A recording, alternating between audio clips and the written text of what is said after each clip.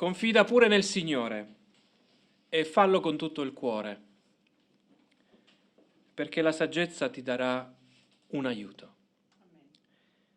Potremmo anche dirci questa sera, la saggezza ti offre le coordinate per orientare la tua vita. Un benvenuto allo studio del venerdì, che ci indirizza alla conoscenza e alla ricerca della saggezza. Essa è necessaria proprio per non appoggiarci pienamente sul nostro discernimento, piuttosto confidare nel Signore con tutto il cuore. Si studia la parola di Dio non solo per cercare dei principi etici, come se fosse solo quello il bisogno di ogni lettore. Piuttosto si studia per cambiare il proprio cuore, affinché non siamo spinti da una forma di costrizione religiosa, piuttosto attratti a cercare principi che regolano e orientano il nostro cammino. Insomma, chi non vorrebbe essere aiutato da un tutore esterno che offra guida e direzione? Uno dei padri della Chiesa, Ireneo, dei primi padri della Chiesa del primo secolo, poteva affermare che la gloria di Dio è l'uomo pienamente vivo. Cioè siamo la gloria di Dio nel momento in cui le nostre vite sono pienamente coinvolte nella relazione con Dio. Vogliamo pregare. Signore buon Padre, veniamo davanti a Te con un grande privilegio di essere ascoltati da Te. Grazie per questo incontro che non solo ci relaziona gli uni agli altri, è anche un incontro che ci relaziona con Te. È anche vero che nella conoscenza di Te conosciamo anche noi stessi. Pertanto nella Tua parola, Signore, questa sera vogliamo nutrirci, vogliamo confrontarci, vogliamo essere onesti con noi stessi, affinché questa Tua parola questa sera porti benedizione nelle nostre vite. Grazie per il cammino che hai concesso a ognuno di noi di fare in questa giornata. Grazie perché ci possiamo anche riposare stando davanti alla Tua presenza.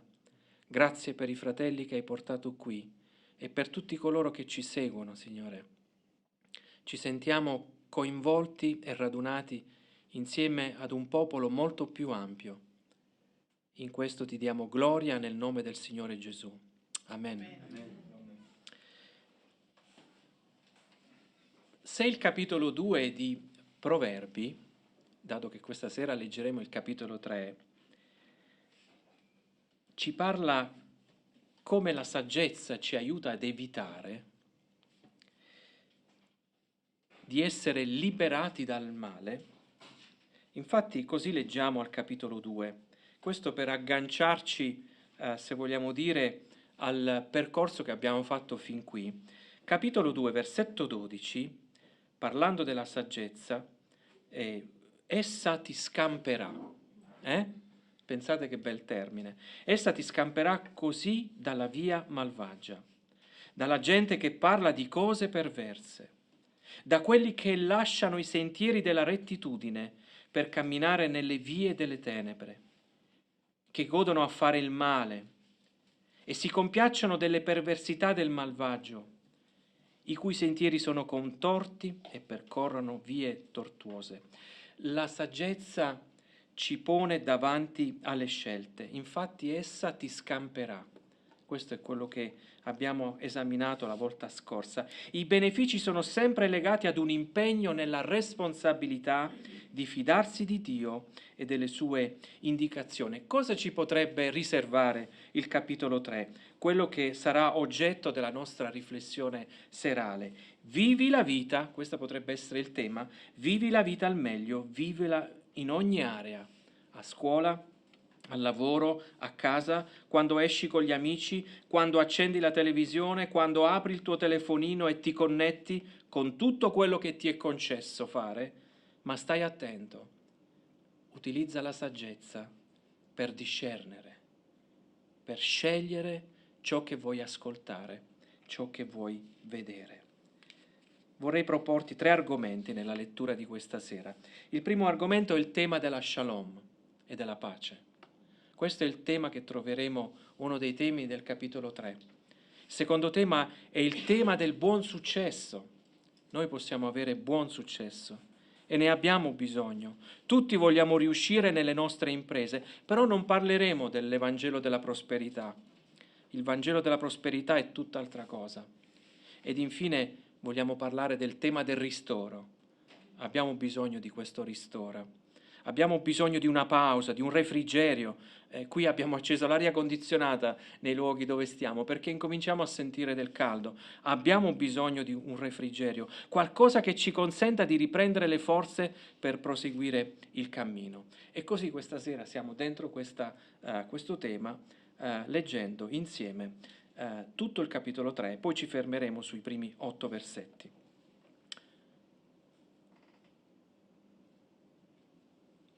Lo spunto iniziale, la parola chiave in Proverbi è figlio mio, e questo ce lo dobbiamo ricordare,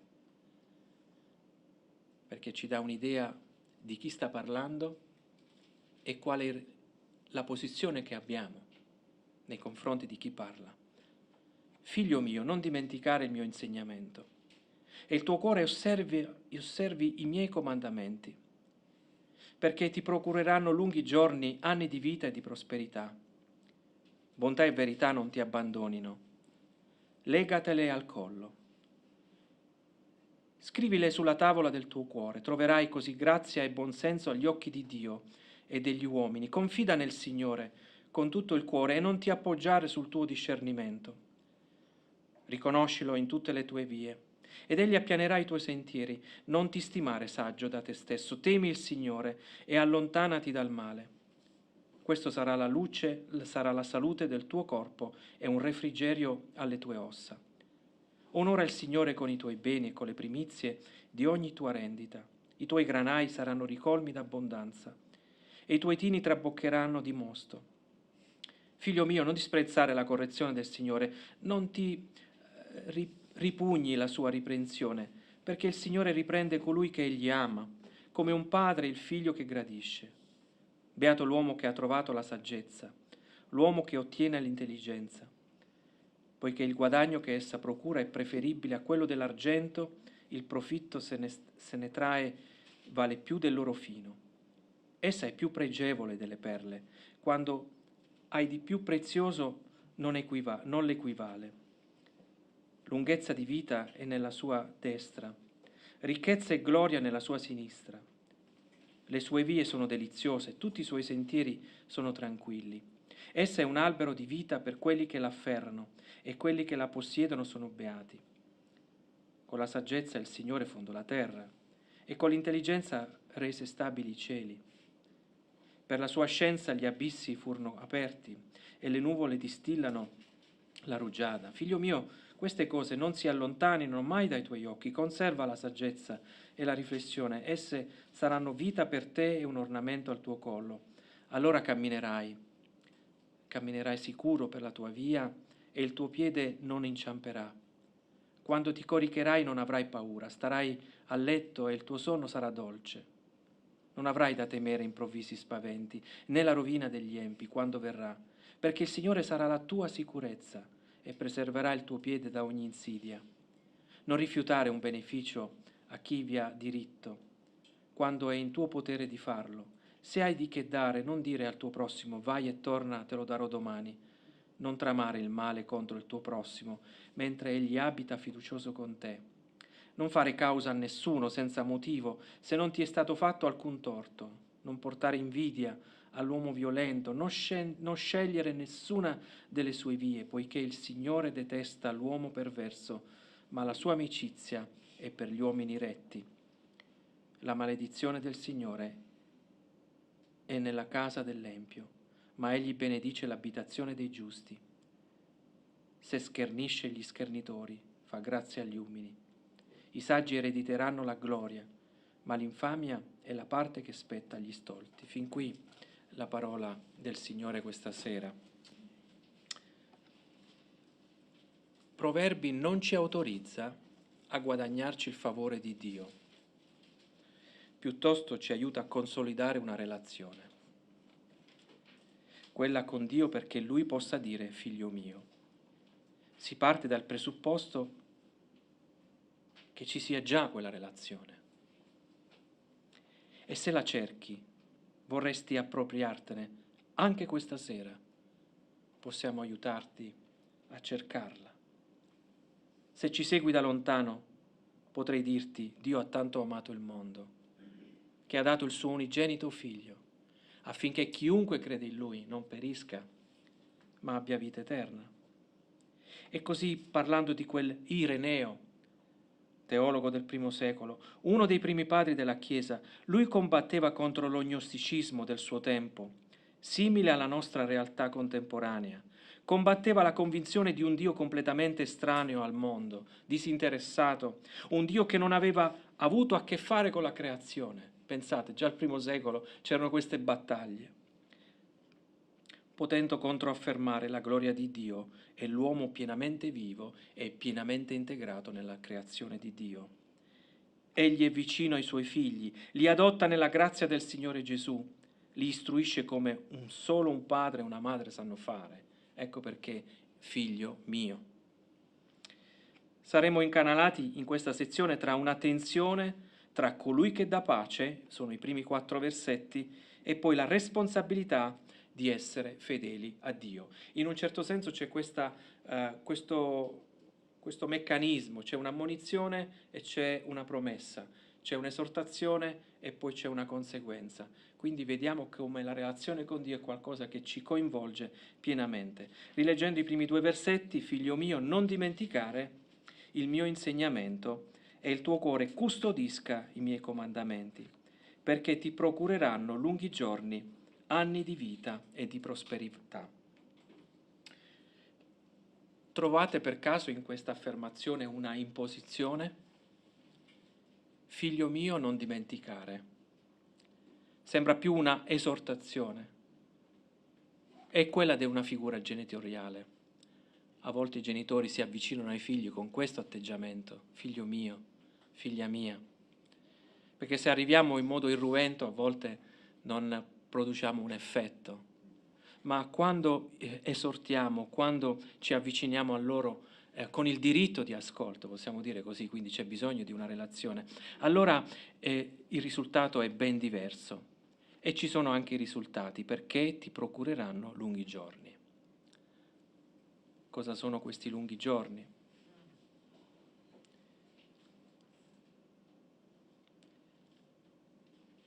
Sono la possibilità di andare verso il futuro. Cosa sta dicendo il Padre?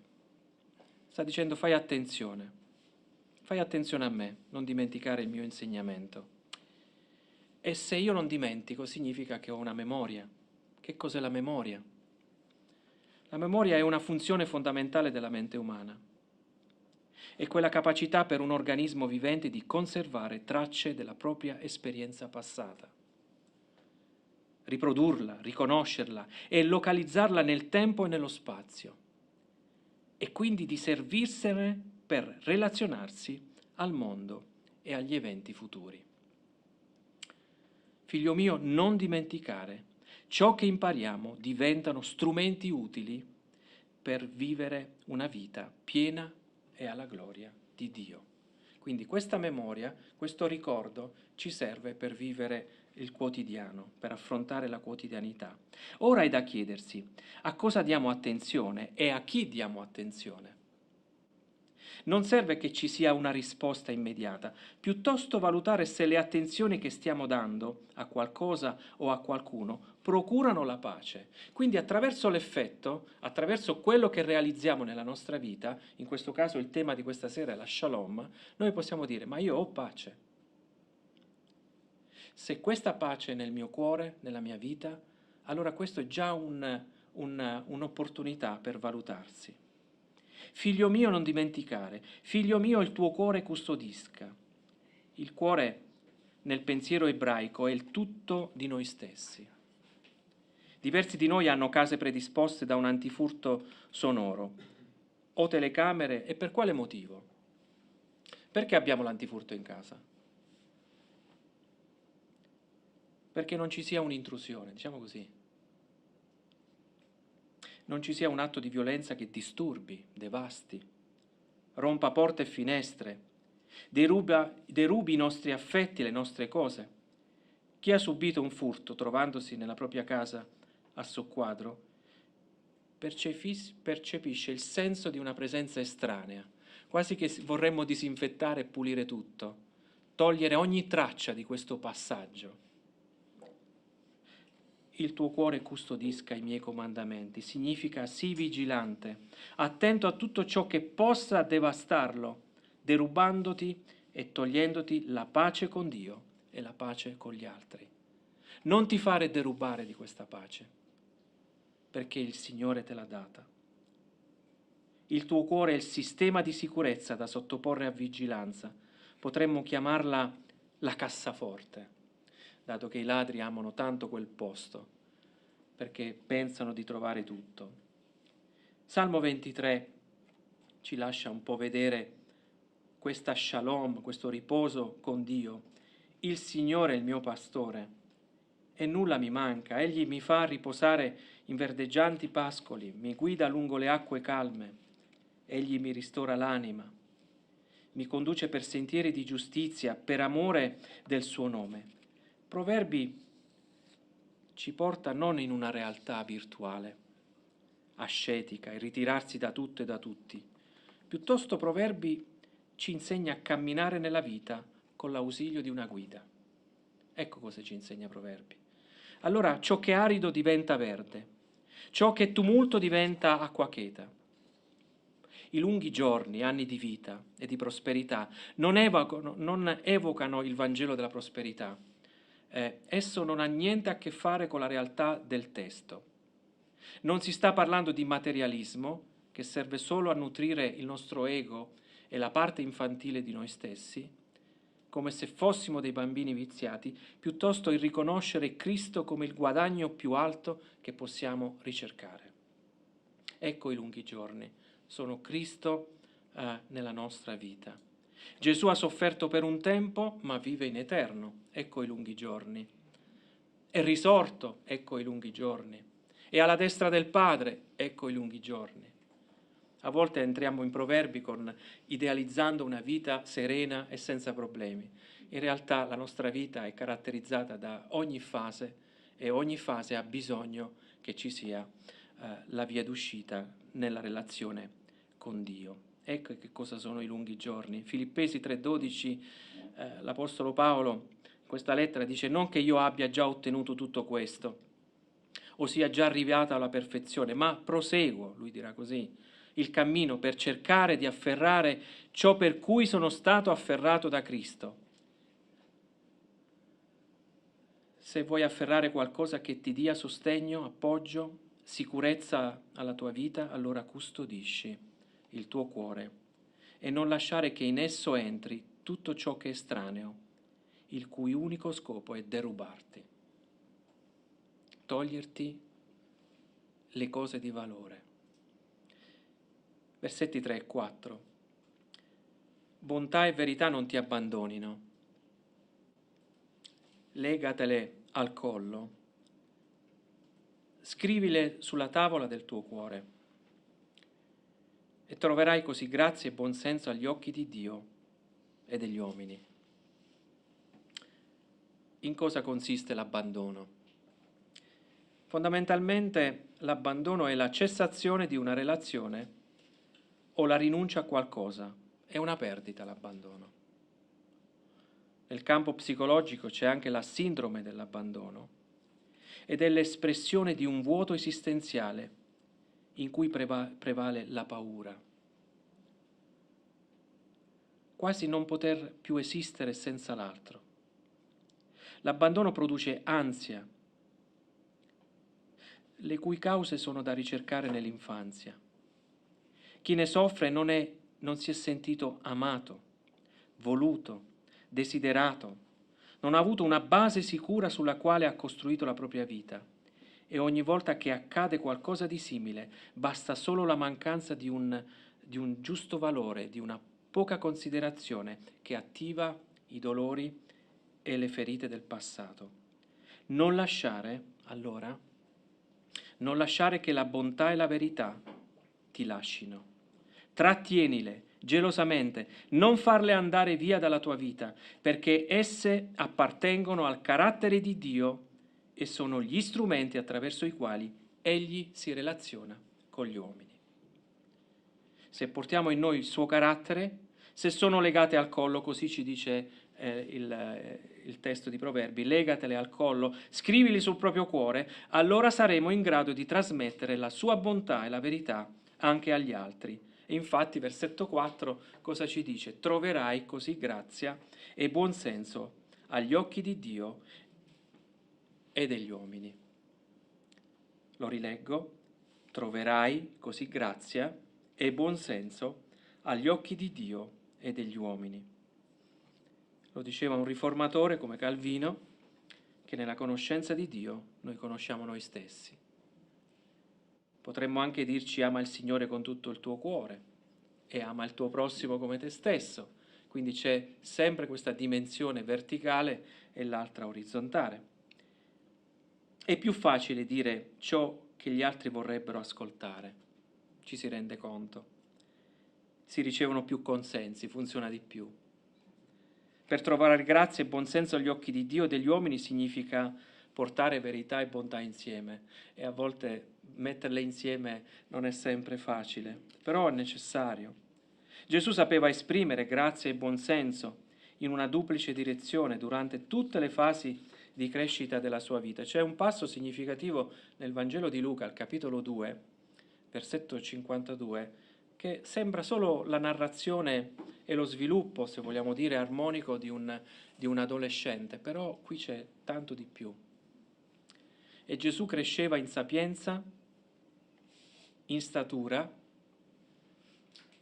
e in grazia davanti a Dio e agli uomini.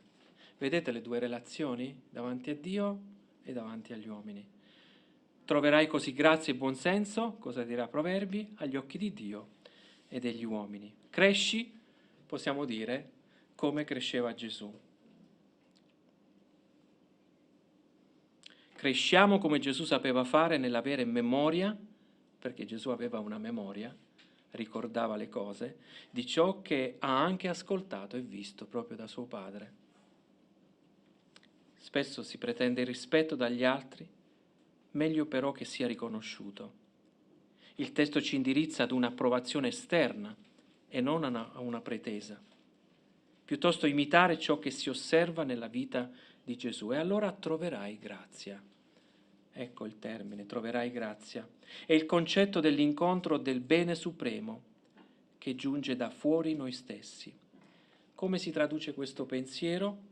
Lascia che gli altri vedano l'opera di Dio nella tua vita. Lascia che gli altri vedano bontà e verità nella tua vita affinché possano incontrare Dio. Pensate che grande responsabilità che abbiamo nel presentarci alle persone per concedere loro un incontro con Dio. Pertanto avevamo detto che avremmo trovato nei primi versetti il termine shalom, che significa pace, e questa pace non è finalizzata ad un beneficio personale, ma è un aspetto sociale. Perché se influenza anche gli altri, significa che l'opera che Dio ha fatto nella nostra vita è qualcosa che può essere condivisa in termini sociali. Come ci si arriva a questo traguardo? In una breve risposta, nella fiducia, nel clima della fiducia, nella disciplina della fiducia. Versetti 5 e 6, questo potrebbe essere il DNA di tutto il testo di Proverbi. Versetti 5 e 6, lo sappiamo anche a memoria: confida nel Signore con tutto il tuo cuore e non ti appoggiare, vedete? Ecco, io adesso stasera mi appoggio, ma non ti appoggiare invece sul tuo discernimento.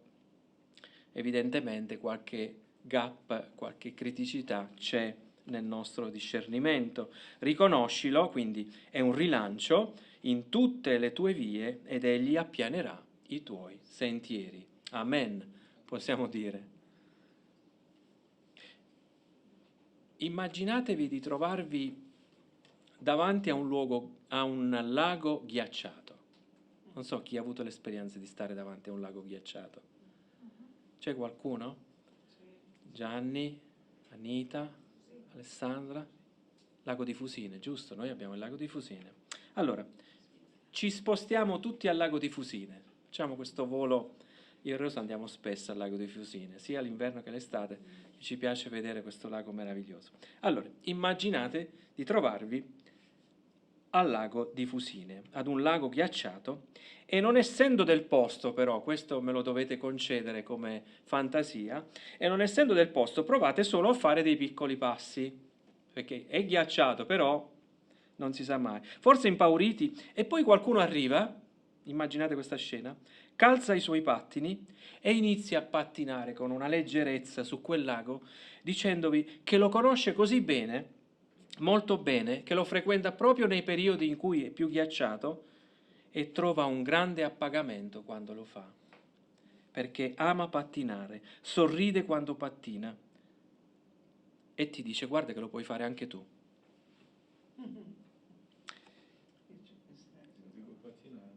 Ah. Una grande differenza è il camminare e fare solo dei piccoli passi, da pattinare a metà lago e tornare indietro. Tutta un'altra storia. Confida nel Signore con tutto il tuo cuore. Significa osare di pattinare su quel lago, nella fiducia, sicurezza che il ghiaccio sia relativamente spesso per poterci camminare sopra. Ecco confidare nel Signore cosa significa. A volte la nostra fede è come colui che prova a fare solo dei piccoli passi e di conseguenza riteniamo che Dio non sia sufficientemente adeguato per sostenere la nostra vita, per sostenere il nostro peso, diciamo così. L'alternativa è il predisporre un piano B, qualora Dio possa fallire. Arriviamo anche a questo. Non mi fido di te, trovo un altro modo per risolvere questo problema.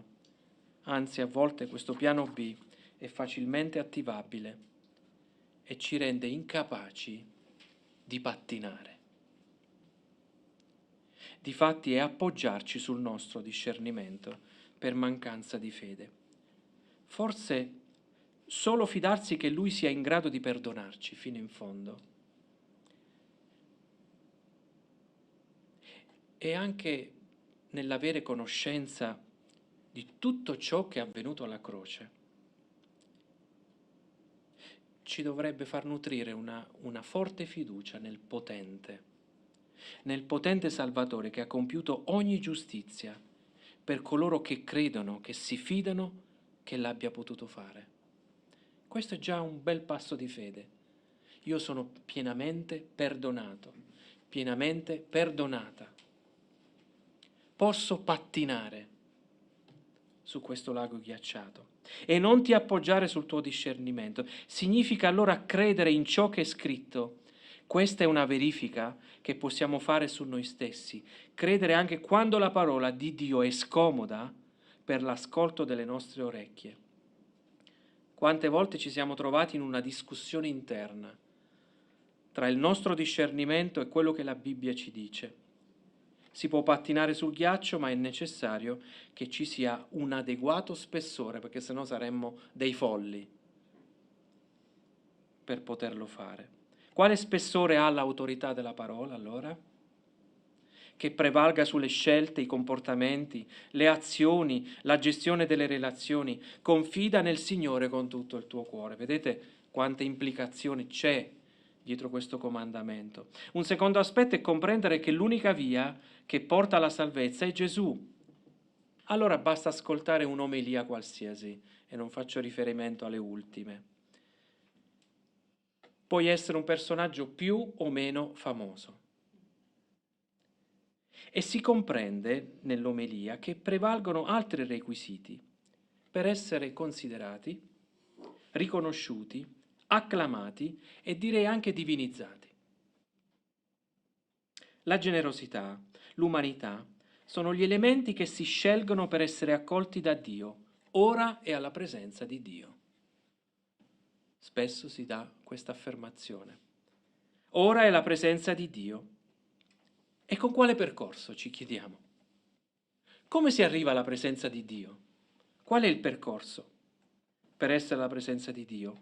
Beh, c'è una via che è stata inaugurata e su quella via bisogna camminare. E ce lo dice l'autore agli Ebrei, al capitolo 10, versetto 19 e 25. Avendo dunque, fratelli, libertà di entrare nel luogo santissimo per mezzo del sangue di Gesù, per quella via nuova, vedete, e vivente, che Egli ha inaugurata per noi attraverso la cortina, vale a dire la sua carne, e avendo noi un grande sacerdote sopra la casa di Dio, avviciniamoci con cuore sincero e con piena certezza di fede, avendo i cuori aspersi di quell'aspersione che li purifica da una cattiva coscienza e il corpo lavato con acqua pura. Manteniamo ferma la confessione della nostra speranza, senza vacillare, perché fedele è colui che ha fatto le promesse.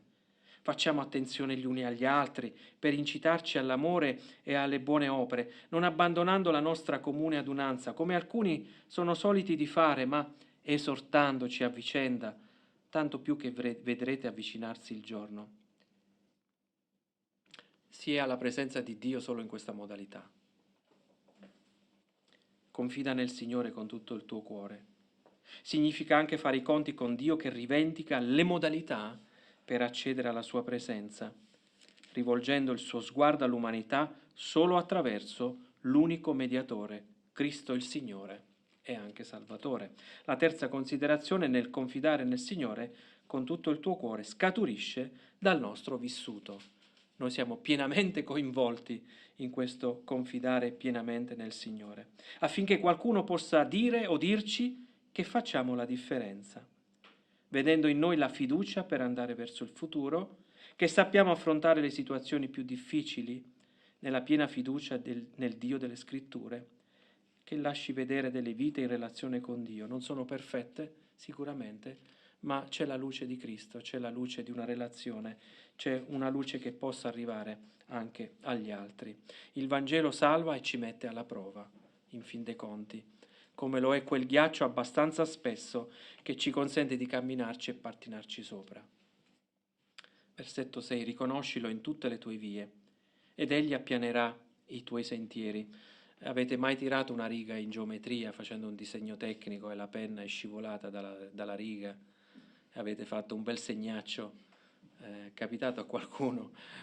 Penso che abbiamo vissuto questa esperienza. La sfida era di tirare una linea da un punto a un altro, però qualcosa è successo tra questi due punti e via. Se era con la penna d'inchiostro, buttare la carta.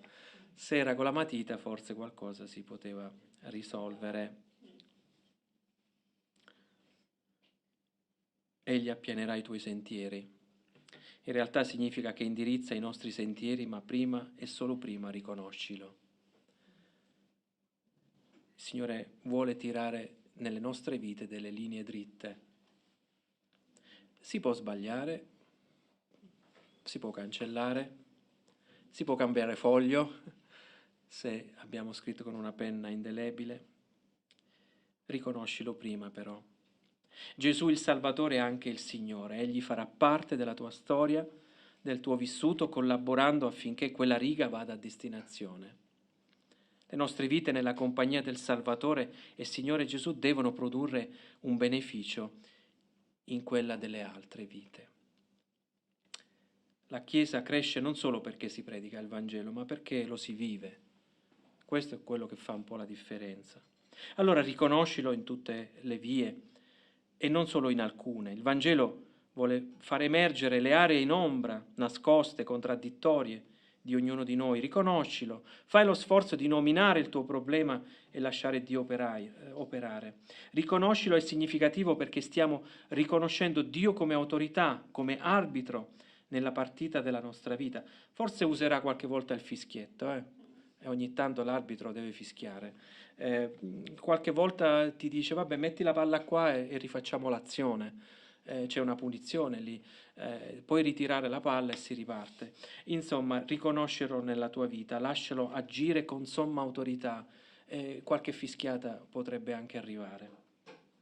I sentieri appianati, la via raddrizzata è il risultato di un duro lavoro su noi stessi.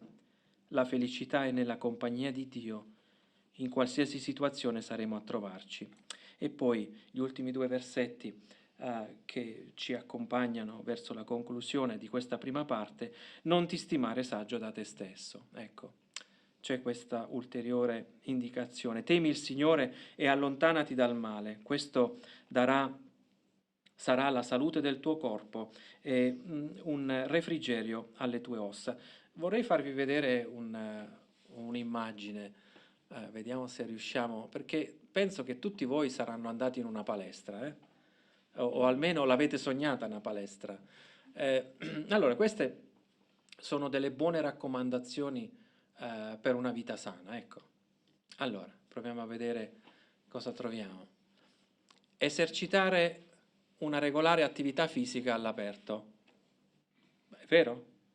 È vero? Passare a una dieta leggera, bilanciata, e qua già qualche perplessità arriva. Oh, stiamo parlando di una vita sana, le raccomandazioni ad una vita sana. Dormire a sufficienza, concedersi delle pause del relax, accertarsi di bere a sufficienza, infatti ormai c'è la bottiglia che è sulle nostre tavole, anche nei posti di lavoro, esercitare e mantenere le proprie capacità intellettuali, mangiare e bere con moderazione, non fumare. E vedete, queste fa parte delle raccomandazioni. Essere in pace con noi stessi, mantenere dei sani rapporti con le persone che ci circondano, guardare sempre gli aspetti positivi della vita, considerare gli ostacoli come delle sfide. E dall'altra parte c'è temi il Signore e allontanati dal male. Questo sarà la salute, guardate, del tuo corpo e un refrigerio per le tue ossa.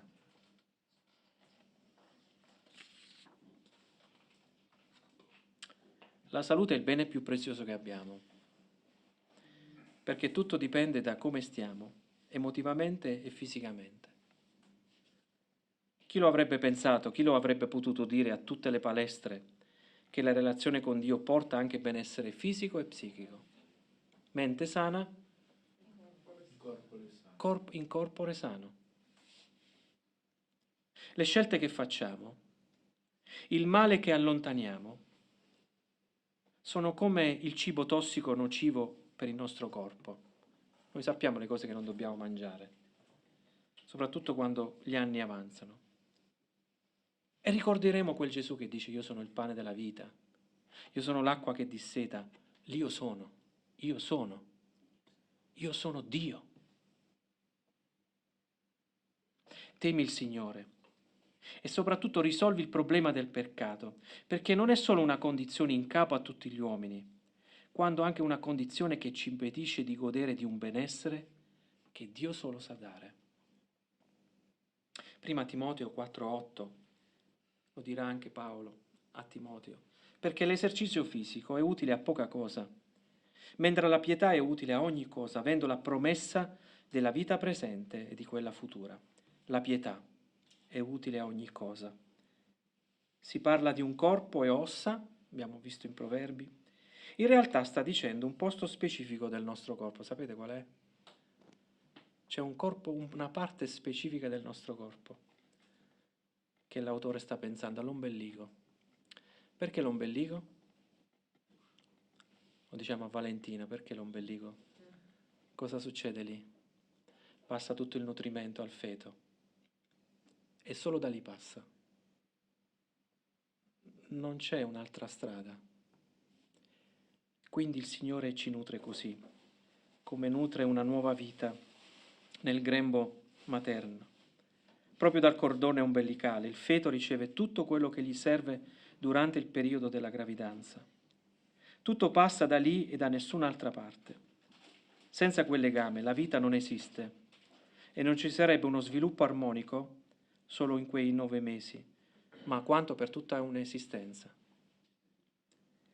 Così lo è con il Signore, che nutre dall'ombelico, che lascia nutrire la vita, che se ci è concessa questa illustrazione, e lascia che scorra nutrimento alle ossa, come fa il midollo.